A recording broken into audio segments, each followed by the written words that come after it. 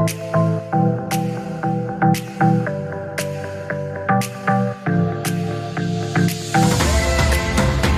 Guys, स्वागत है आपका मेरे YouTube चैनल में जिसका नाम है मूवीज़ ऑन फायर। तो आज हम जिस मूवी के बारे में बात करने वाले हैं उस मूवी का नाम है जय भीम। जय भीम को IMDb पे 8.8 की रेटिंग मिली है। मुझे पर्सनली ये मूवी बहुत ही अच्छी लगी। मैंने सोचा क्यों ना इस मूवी को आप लोगों तक भी शेयर किया जाए। इस मूवी में सूर्या सर ने बहुत ही अच्छा रोल किया है। वीडियो स्टार्ट करने से पहले एक नज़र इस मूवी की ट्रेलर पे देते हैं। नहीं हटेंगे। Law is a very powerful weapon, लेकिन आप इस हथियार से किसे बचाते हैं इससे जरूरी और कुछ नहीं होता। एक तो तेरे पास जमीन का पट्टा नहीं है और ना ही राशन कार्ड है, यहाँ तक कि वोटर लिस्ट में नाम तक नहीं। कौन सा कानून कहता है कि एक आदमी पर एक ही केस लगाओ? हर बकरे पे दो केस ठोक दो।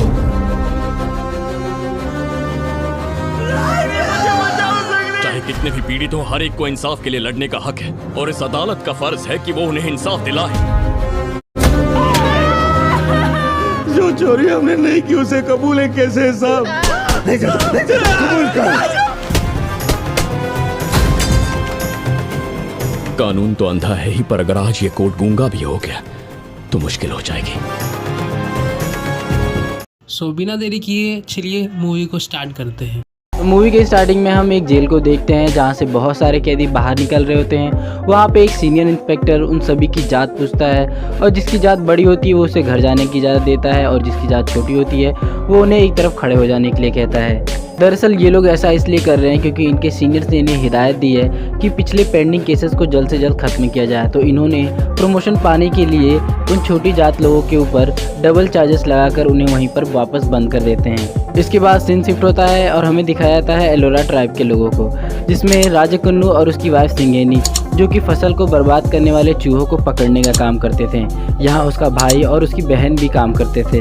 इसके बाद सीन शिफ्ट होता है दूसरी तरफ, जहाँ हम देखते हैं उसी गांव के एक सरपंच का घर दिखाता है जहाँ पे उसकी वाइफ अपने गहनों को देख रही होती है। तभी वहाँ पे अचानक से एक सांप आ जाता है जिससे वो डर जाती है और वहाँ पे वो सांप उसकी एक ज्वेलरी को लेके वहाँ से छुप जाता है। इसके बाद राजा कन्नू को बुलाया जाता है उस सांप को पकड़ने के लिए।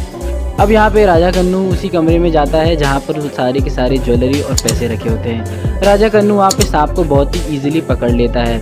इसके बाद इन ट्राइब्स की बस्तियों को दिखाया जाता है जहाँ पे हमें एक लड़की को दिखाया जाता है जिसका नाम मैत्रा है। वो इन लोगों को पढ़ाने के लिए वहाँ पे आती है। वो इन जात पात में विश्वास नहीं रखती है। अगले दिन हम देखते हैं कि एलोरा ट्राइब के लोग वोटर आईडी कार्ड बनाने के लिए एक ऑफिस में जाते हैं, परंतु वहाँ पे उनका वोटर आईडी कार्ड नहीं बनाया जाता है। उधर दूसरी तरफ सिंघेनी और राजकन्ना काली पूजा में जाते हैं जहाँ सिंघेनी राजकन्ना को बताती है कि वो माँ बनने वाली है।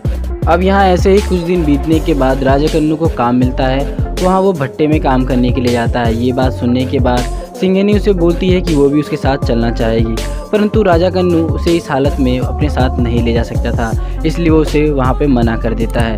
इसके बाद राजा कन्नू अकेले ही काम पे चला जाता है। वो कुछ दिन भट्टे में काम करता है और उधर दूसरी तरफ हमें पता चलता है कि सरपंच के घर में उन गहने और पैसों की चोरी हो गई है। अब इस चोरी की रिपोर्ट सरपंच पुलिस में करता है, जहाँ पे सब इंस्पेक्टर गुरुमूर्ति उससे पूछता है कि इन दिनों में आपके घर कौन कौन आया था। तो यहाँ पे सरपंच बताता है कि राजकन्ना आया था सांप पकड़ने के लिए। इसके बाद दूसरी तरफ राजकन्ना को दिखाया जाता है जो कि अपने मालिक से 2 दिन की छुट्टी मांग रहा होता है घर जाने के लिए, परंतु वो उसे मना कर देता है। उधर दूसरी तरफ सरपंच के पैसे और गहने ना मिलने की वजह से सरपंच उस इंस्पेक्टर को बोलता है कि मैं तुम्हारे सीनियर के पास जाऊंगा। तो यहाँ पे इंस्पेक्टर परेशान होकर राजकन्ना के घर जाता है और उसकी वाइफ को पीट कर पुलिस स्टेशन लेके जाता है। अगली सुबह के सीन में हम चंद्रू नाम के एक वकील से इंट्रोड्यूस होते हैं जो कि ह्यूमन राइट्स का बहुत बड़ा वकील होता है। यहाँ पे वो एक प्रोटेस्ट कर रहा होता है क्योंकि एक पुलिस ने एक वकील को चाटा मार दिया था। तभी यहाँ पे चंद्रू की नज़र पड़ती है उनके क्लाइंट्स के ऊपर, जिसे देखने के बाद वो बैरियर्स को लांघ कर कोर्ट के अंदर घुस जाते हैं और वहाँ पे एक आदमी से पूछता है कि तुम तो अभी प्रोटेस्ट कर रहे थे, अब यहाँ क्यों? तो वो बोलता है कि मेरे लिए ये केस बहुत इंपॉर्टेंट है क्योंकि इस केस में छोटी जात के लोगों के ऊपर झूठा इल्ज़ाम लगाकर उन्हें जेल के अंदर बंद किया गया है। जो वो काम उन्होंने कभी किया नहीं उसके लिए उन्हें सज़ा भुगतनी पड़ रही है, बल्कि ये काम बड़ी जात के लोगों ने किया है और खुद को बचाने के लिए उन बड़ी जात के लोगों ने पुलिस के साथ मिलकर उन छोटी जात के लोगों के ऊपर ये सारा इल्ज़ाम लगा दिया है, जिसमें वहाँ की पुलिस ने उन बड़ी जात लोगों का पूरा साथ दिया है और ये बात चंद्रू भली भांति जानता है। अब यहाँ पे कुछ दलीलें होने के बाद चंद्रू वो केस जीत जाता है। अब इसके बाद हमें पता चलता है कि चंद्रू की पुलिस वालों से बिल्कुल नहीं बनती है, क्योंकि वहाँ की पुलिस पूरी तरीके से करप्ट हो चुकी है, जिससे चंद्रू को बहुत ज़्यादा गुस्सा आता है। अब इसके बाद हम देखते हैं वहाँ पे सिंघेनी आती है, जो कि चंद्रू से ही मिलने आई होती है। अब यहाँ चंद्रू सिंघेनी से बोलता है कि मुझे फ्लैशबैक की सारी स्टोरी जाननी है। तो यहाँ सिंघेनी उसे बताती है कि कुछ दिन पहले पुलिस राजा कन्नू को ढूंढते हुए घर आई थी। राजा कन्नू के नाम मिलने पर पुलिस वाले ने उसे ही वहाँ से घसीटते हुए ले गए और मारते हुए ले गए, और इसके बाद उसकी पूरी परिवार, उसके भाई और उसकी बहन और उसकी बहन के पति को भी उस जेल में बंद करके बहुत मारा। तो दूसरी तरफ पुलिस वाले राजा कन्नू को ढूंढ रहे होते हैं। पुलिस वाले वहाँ के ठेकेदार से पूछते हैं कि राजा कन्नू कहाँ है, तो वो बोलता है मुझे नहीं पता, परंतु वहाँ कुछ 1-2 आदमी बता देते हैं कि राजा कन्नू कल रात को ही यहाँ से भाग गया। दरअसल राजा कन्नू भागकर अपने घर ही वापस आ रहा होता है। तभी रास्ते में कुछ लोग उसे पकड़ लेते हैं और पुलिस के हवाले कर देते हैं। अब यहाँ पुलिस राजा कन्नू को जानवरों की तरह मारती है और उसे बोलती है कि वो अपना गुनाह कबूल करे, परंतु राजा कन्नू अपना गुनाह नहीं कबूल करता है, क्योंकि उसने ऐसा कोई काम किया ही नहीं होता है, जिसकी वजह से वो मार खाता रहता है। अगले दिन सिंघेनी पुलिस स्टेशन आती है। वो राजा कन्नू के लिए खाना लेकर आई होती है। वो देखती है राजा कन्नू को पुलिस वाले बहुत बुरी तरीके से मारे होते हैं, उसके शरीर से खून निकल रहा होता है, जिसे देखने के बाद सिंघेनी काफ़ी परेशान हो जाती है। अब यहाँ कुछ दिन ऐसे ही पुलिस स्टेशन में बीतने के बाद एक दिन पता चलता है कि तीनों, राजा कन्नू और उसके भाई और उसका जीजा, तीनों वहाँ से भाग गए हैं। अब यहाँ पे पुलिस सिंघेनी को परेशान करने लगती है, क्योंकि उन्हें लगता है कि उसे पता है कि वो लोग भागकर कहाँ गए हैं। अब इस बात से परेशान होकर सिंघेनी मैत्रा के साथ मिलकर कुछ अधिकारियों से मिलने जाती है मदद मांगने के लिए, परंतु वहाँ भी उसे कोई मदद नहीं मिलती है। अब इसके बाद सिंघेनी और मैत्रा कुछ वकीलों के पास जाते हैं मदद मांगने के लिए, परंतु उन्हें भी वहाँ कोई खास मदद नहीं मिलती है। इसके बाद वहाँ पर एक आदमी चंद्रू के बारे में उन्हें बताता है कि वो ह्यूमन राइट्स का बहुत बड़ा लॉयर है। अब इसके बाद हम लोग वापस प्रेजेंट में आते हैं, जहाँ पे सिंघेनी चंद्रू को उन तीनों की हुई रिपोर्ट की कॉपी देती है। अब इसके बाद चंद्रू उस रिपोर्ट को देखता है, जिससे उसे पता चलता है कि ये केस बहुत ही सॉलिड है, क्योंकि उनके पास बहुत सारे गवाह हैं। इसके बाद चंद्रू इस केस को अच्छी तरीके से इन्वेस्टिगेट करता है।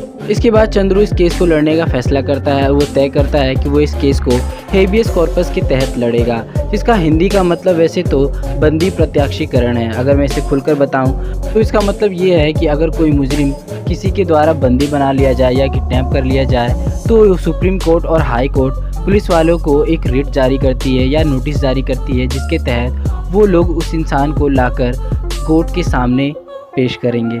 इसके बाद चंद्रू इस केस को कोर्ट में पेश करता है और वो दलीलें देता है, जिसके बाद जजेस को यकीन हो जाता है और वो एक रिट जारी कर देते हैं जिसका नाम है हेबियस कॉर्पस, जिसके तहत पुलिस वालों को जितनी जल्दी हो सके राजा कन्नू को ढूंढकर पेश करना है। अब इसके बाद चंद्रू पुलिस के बनाए हुए रिपोर्ट के तहत उन सभी गवाहों से सवालात करना चाहता है। यहाँ पे वो उनसे सवाल करता है तो वो सभी गवाह पुलिस वाले की तरफ यानी उनके फेवर में ही गवाह देते हैं। यहाँ चंद्रू को यकीन हो जाता है कि ये सारे गवाह पुलिस वाले से मिले हुए हैं, जिसमें से कुछ गवाह हैं डॉक्टर, क्लिनिक वाले और बाकी सब भी। यहाँ अब ये सारा केस पुलिस वालों की तरफ झुकता हुआ दिखाई देता है। तो यहाँ चंद्रू उस पुलिस वाले को बुलाता है जिसने वो रिपोर्ट बनाई होती है। वो पुलिस वाला चंद्रू के सवालों का जवाब ऐसे दे रहा होता है जैसे कि वो कोई तोता रट्टू है, यानी वो पहले से ही कहीं से रट के आया हुआ है। अब इसके बाद चंद्रू उस पुलिस वाले से पूछता है कि वो मेडिकल और वो क्लिनिक शॉप कहाँ पर है। तो यहाँ पर वो पुलिस वाला उसका जवाब देने में असफल हो जाता है। यहाँ पे चंद्रू पूरी कोर्ट को बताता है कि वो दोनों ही शॉप अलग अलग दिशा में हैं, जिसकी वजह से अब यहाँ पे सारे पुलिस वाले फंस जाते हैं। अब यहाँ पे ये सारे पुलिस वाले शहर के बड़े वकील के पास जाते हैं अपना केस लेकर। अब यहाँ पर कुछ दिन बाद हम देखते हैं कि सिंघेनी अपने वकील को फ़ोन कर रही होती है। तभी वहाँ पे पुलिस वाले आते हैं और उसकी बेटी को वहाँ से उठा के लेके चले जाते हैं। अब यहाँ पे सिंघेनी उनके पीछे जाती है तो वहाँ देखती है कि पुलिस वाले हाथ जोड़कर उससे वो केस वापस लेने की गुजारिश कर रहे हैं, परंतु यहाँ सिंघेनी साफ साफ ना कह देती है, जिसके बाद उन पुलिस वालों को गुस्सा आ जाता है और वो सिंघेनी को मारने लगते हैं। इसके बाद वहाँ पे डीएसपी का फ़ोन आता है और वो उसे बताते हैं कि अगर तुम लोगों ने सिंघेनी को कुछ भी किया तो तुम लोगों की नौकरी जा सकती है। इसके बाद वो उसे बोलते हैं कि तुम लोग सिंघेनी को बाइज्जत बरी उसके घर तक अपनी जीप में छोड़ कर आओ। अब ये सब कैसे हुआ, डीएसपी का फ़ोन उस पुलिस स्टेशन में कैसे आया, ये हमें फ्लैशबैक में पता चलता है कि जब वो पुलिस वाले सिंघेनी की बेटी को उठा के लेके जा रहे थे तो सिंघेनी ने चंद्रू को सारी बातें बता दी होती है। अब इसके बाद चंद्रू सीधे जज के पास जाता है और ये सारी बातें बताता है। इसकी वजह से डीएसपी का फ़ोन वहाँ आया होता है। अब इसके बाद इस केस में नया वकील आ जाता है जो कि शहर से आया होता है। वो कोशिश करता है कि एक ही गवाह के साथ इस केस को निपटाया जाए। वो गवाह उसी गांव का होता है जिसके पास वो तीनों पहले काम कर रहे होते हैं। वो वहाँ जज को बताता है कि कुछ दिन पहले राजा कन्नू के भाई का फ़ोन आया था और वो उसे बता रहा था कि वो तीनों जेल से फरार हो चुके हैं। अब इसके बाद चंद्रू उस आदमी से पूछता है कि तुमने ये बात उसके परिवार को पहले क्यों नहीं बताई। तो यह आदमी बोलता है कि मैंने उसके परिवार को बताई थी। अब यहाँ पे कैसे भी करके ये बात सच हो जाती है। अब इसके बाद ये केस वापस पुलिस वालों की तरफ झुकने लगता है, जिसके बाद चंद्रू काफ़ी गुस्सा होता है संगनी के ऊपर। वो उससे बोलता है कि तुमने ये बात मुझे पहले क्यों नहीं बताई। तो यहाँ मैत्रा रहती है, वो बोलती है कि मैंने इसे बताने के लिए मना किया था। अब यहाँ मैत्रा चंद्रू को बताती है कि ये बात मैंने इसलिए मना की थी बताने के लिए क्योंकि राजा कन्नू के भाई को पढ़ना लिखना नहीं आता था, तो वो फ़ोन कैसे कर सकता है। अब इसके बाद चंद्रू एसटीडी के हर एक बूथ को चेक करने लगता है, जिसके बाद उसे कुछ सबूत मिल जाता है। इसके बाद चंद्रू उस एड्रेस पे पहुंच जाता है जहां से वो कॉल आया होता है।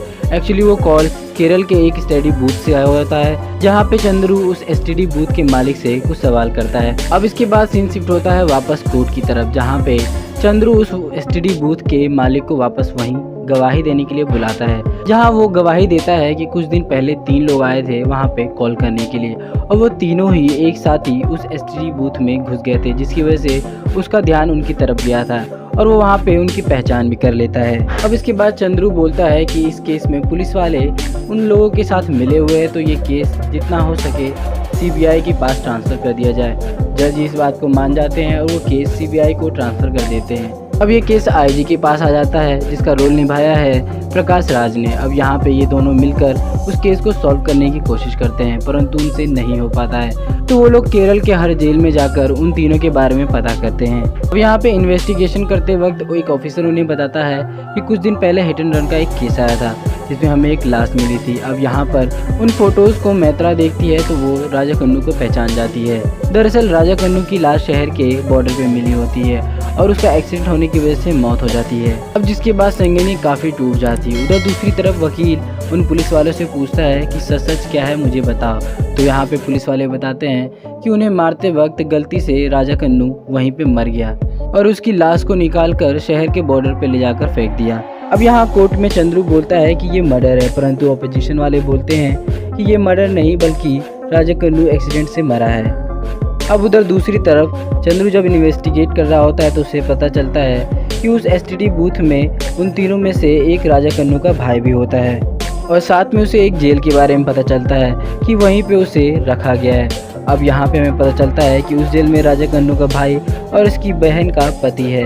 अब यहाँ पे मैत्रा को आइडेंटिफाई करने के लिए बुलाया जाता है और वो उसे पहचान लेती है। अब उसके बाद अगले दिन कोर्ट में इन दोनों को पेश किया जाता है, जहाँ पे राजा कन्नू का भाई बताता है कि पुलिस वालों ने राजा कन्नू को बहुत मारा था जिसकी वजह से वो बेहोश हो गया था और साथ ही उसकी बहन के पति को भी मारा था और वो भी बेहोश हो गया था। उन दोनों के ना उठने की वजह से पुलिस वालों ने उनकी आंखों में मिर्च के पाउडर भी डाले थे। यहाँ राजा कन्नू के बहन का पति तो मिर्च की वजह से उठ जाता है, परंतु यहाँ पे राजा कन्नू मिर्च की वजह से नहीं उठता है। इससे पता चलता है कि वो पहले ही मर चुका होता है। इसके बाद कटघरे में आईजी को बुलाया जाता है और वो अपनी इन्वेस्टिगेशन के बारे में बताता है और वो बताता है कि दरअसल सरपंच के घर पे चोरी किसी और ने नहीं बल्कि उन्हीं के गांव के एक आदमी ने चोरी किया था जिसका नाम रवि था।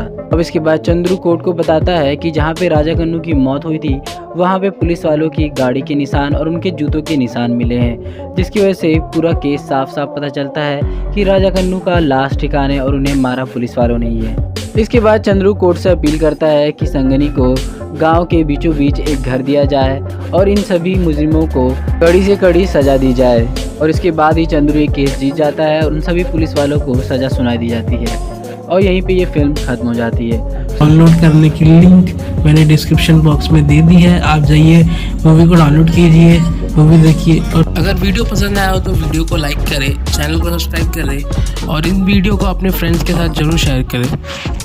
बेल आइकन को भी दबा दीजिए जिससे हमारी नोटिफिकेशन आपको मिल जाए।